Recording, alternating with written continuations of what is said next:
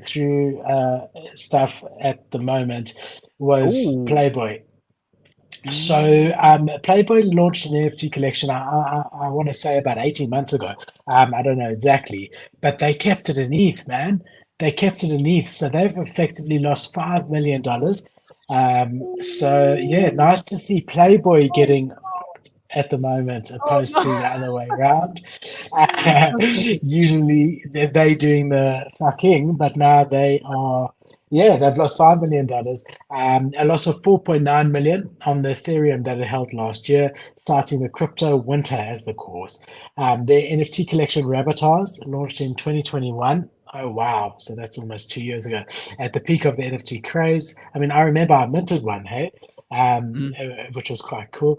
According to the wow. K10K form filed on Thursday, the value of its digital asset was $327,000 as of last year. Um, but it would have been worth 1.75 million in digital Mm. assets. Since Rabbitars was released 2 years ago, the price of Ether has plummeted over 60%. Um, so, I mean, look, you would expect them to have changed it from ETH into US dollars. I mean, they're a very big Web2 brand. Market price of one Ether, we all know what happened over there, but they're justifying it and they're saying, swings in the market could have made a big impact on the value of their company, but they've been crypto curious for years.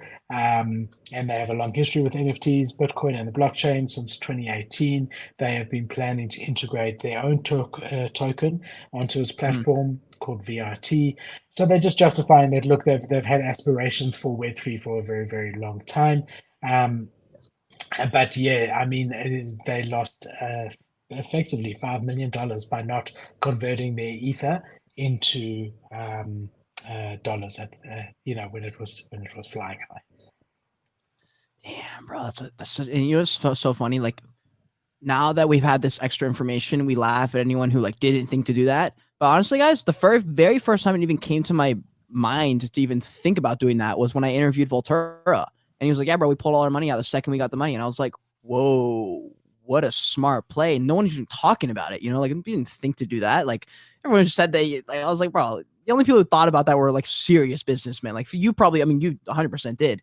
But like, unless you're a deep businessman or woman, bro, that wouldn't even come across your fucking mind. You're like out here doing degen stuff, you know? But like people who are about it, they made those decisions. And man, I guess Playboy's just thinking with their little peepees instead of their brains, you know? Yeah. Look, I think anyone who's been in crypto for a while would have thought the same because Yeah. they would have seen other bull and bear markets. So if you just came in at the beginning of the bull market and you saw the crypto just going up, you think, okay, it's always going to just be going up. But if you Yeah, had yeah. seen the crypto winter before, where went down 90% and stayed there for a year or two, like it did before that, and then went up, then that would have been the logical thing, especially when it was flying so high. I mean, in hindsight, it's definitely obvious that at $5,000 ETH was not sustainable at the time. But yeah, I mean, look, I would expect a company like them. They say that they've been involved in crypto since 2018. I would expect them to have changed it over to USDC. I was actually quite shocked to see that. Yeah. Yeah. Honestly, actually, you know what? Just hearing what you just said actually kind of changes what I was thinking, just slightly. Like I guess because I'm learning everything on the fly, like a lot of, especially the business stuff, and I feel like probably a lot of people who are watching my stuff, even because of my demographic, the fact that they are either older than me or just above older than me, actually all across, basically everyone's older than me is like kind of my demographic. Everyone's about 24 to 60 is about my main demographic. I have a bigger people between 60 and 80 than I do 13 to 17, which is crazy to me. It's actually weird. I don't even understand it. Like why I don't have more people 13 to 17 following me. But anyways, I think people are learning some of these things as we go with me. Like I didn't fucking think about that. And then now that I think about it, I'm like, wait, hold on. I am thinking about it though. Like I'm literally 24 and now I'm learning about these business things. Like now at 25 years old in a year, I will not make that mistake, you know, versus like you think about Playboy or these companies that didn't do it and you're like, wait, hold on, you're 35. Why didn't you think about that? Did you not learn that when you're 24?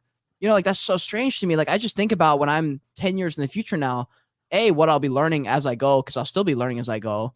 But like, man, just the fucking amount of knowledge you can pick up in 10 years. I mean, think about 10 minutes in a stream. Like I learned literally so much every stream with you.